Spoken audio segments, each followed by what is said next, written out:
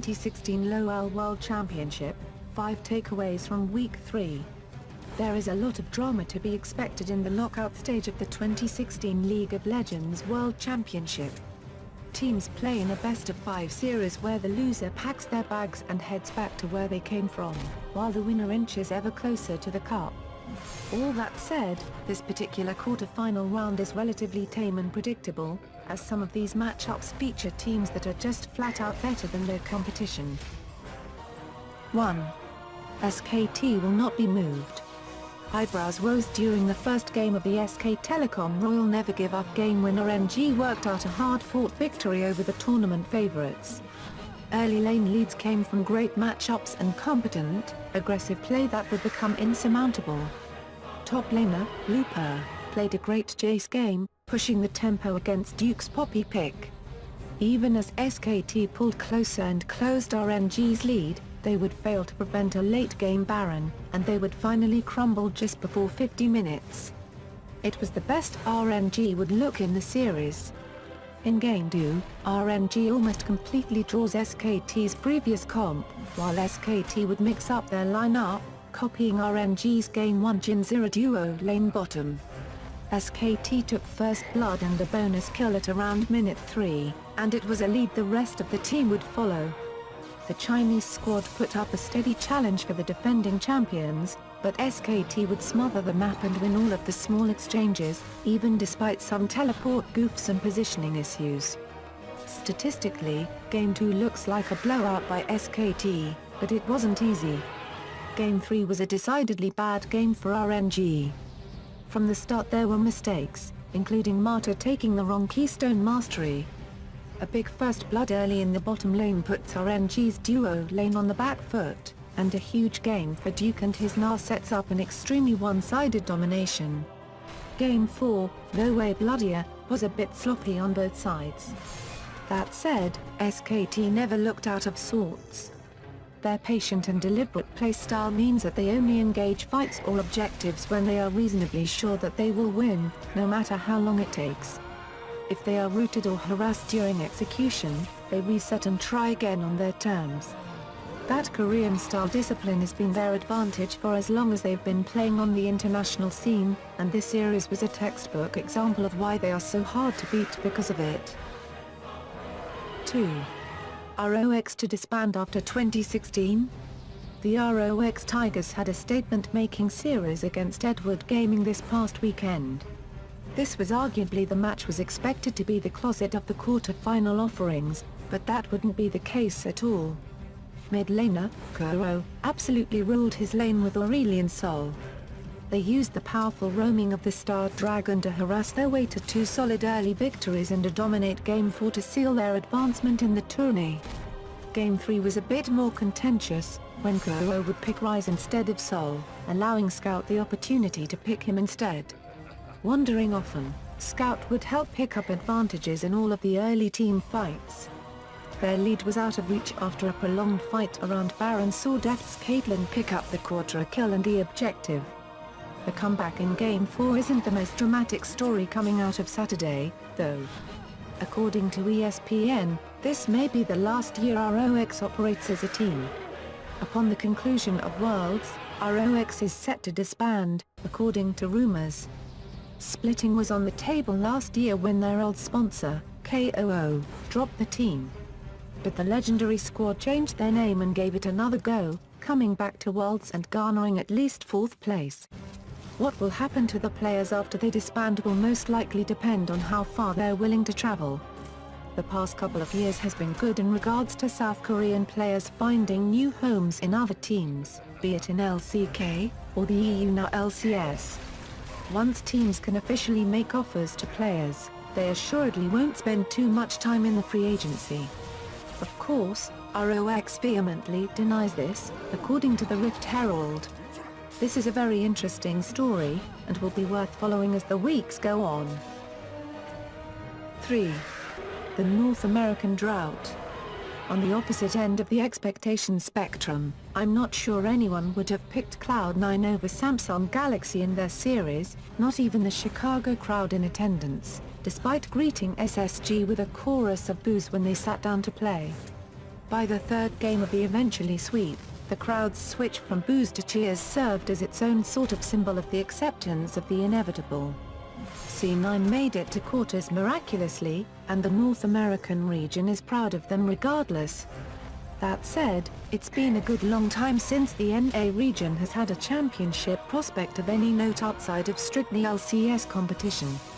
The closest they've come was in the very first World Championship, when Team Solo Mid took third place. The tournament also marks the only time a team outside of Asia brought home the cup, X-Peak's 2011 FNATIC squad. The only other time the champions weren't from Korea were the Taipei Assassins in 2012. So, on the surface, NA has the same problem everyone else in the world has: they're not as good as South Korea. Why is this? Well, it's a complicated answer that is different in every region, but in North America, it comes down to youth. Not just of the players, but of the game, and its relevance in the States. Year over year, we care about professional League of Legends more and more. We tune in to watch streams more reliably and in bigger numbers. We spend more money on team-sponsored gear and on LCS events. Big networks have started covering the game with far more vigor. Athletes and celebrities are investing in these teams heavily. The infrastructure to create the climate that makes a great division is finally here, and finally NA players can start to focus on being great. South Korea is well known for how prevalent pro gaming is in many aspects of their culture, and now that we've started to gain the respect for it, hopefully this skill will follow. 4. Albus fails to adapt. The sad part about watching Albus Nox Luna get swept by H2K isn't that a miracle has run its end. It's how it ended. The first wildcard team to ever make it out of the group stage did so in raucous fashion, with a 4-2 including an upset win over ROX in what has to be the most epic game in World's history. There is absolutely no way to take that from them, and the lasting effect on the general opinion towards wildcard entries from now on is no doubt affected by their history-making run.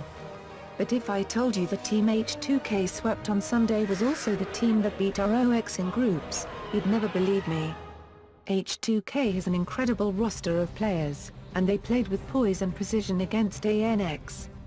H2K attacked the Russians early and often, smothering them and never giving them the space they needed to activate the more snowball-like aspects of their team comp.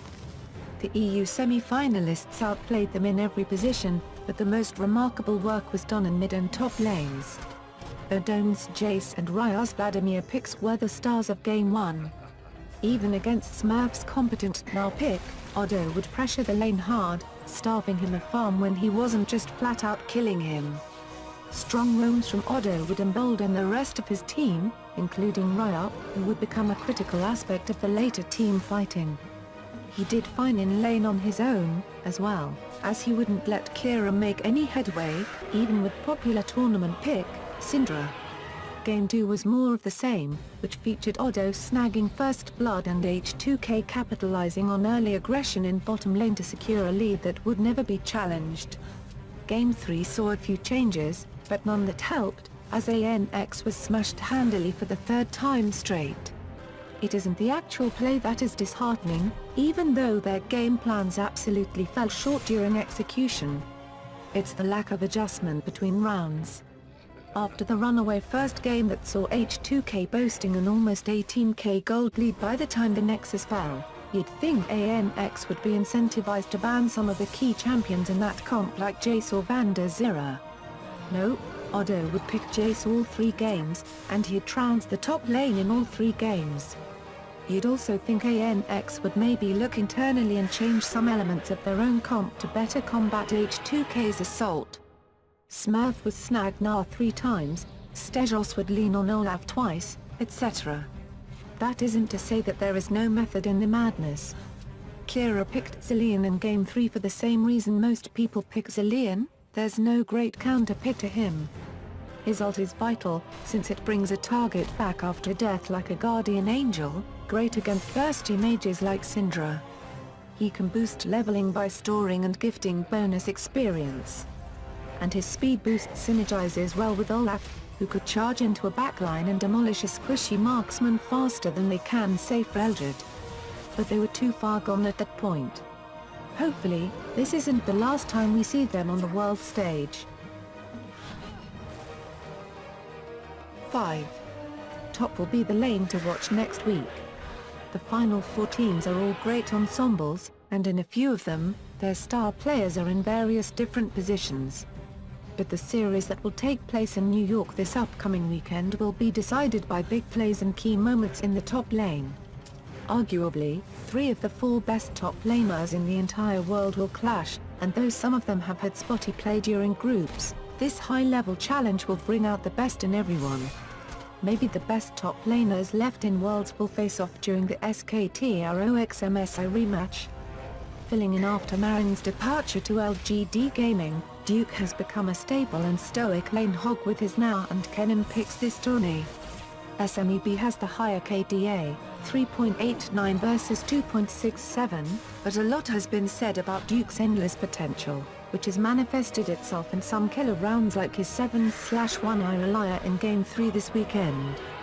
It would be safe to bet on Duke, if he wasn't laning against the 2-time Korean MVP award winner, SMEB. Possibly the best player in the world right now, yes, better than even Faker, SMEB has played some of his best rounds as a tankier secondary support with picks like Mokai. He rarely makes bad decisions, and he is one of the most reactive and responsive shot callers in the game. Your team fights are never safe with SMEB around. The second featured game will have its own fireworks as well.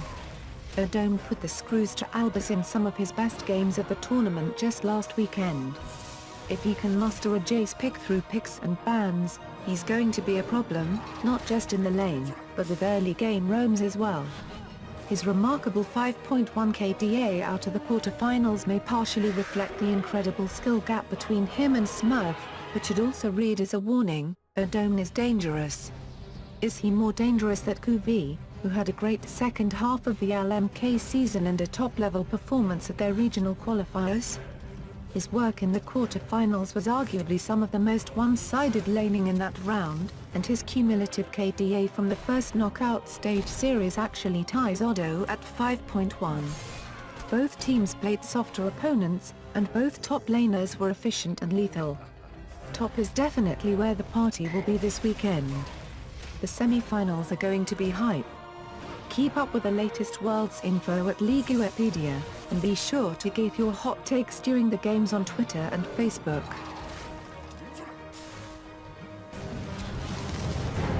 Check out these other amazing videos. Subscribe to our channel. Don't forget to like, comment and subscribe. Thank you so much. Subscribe now.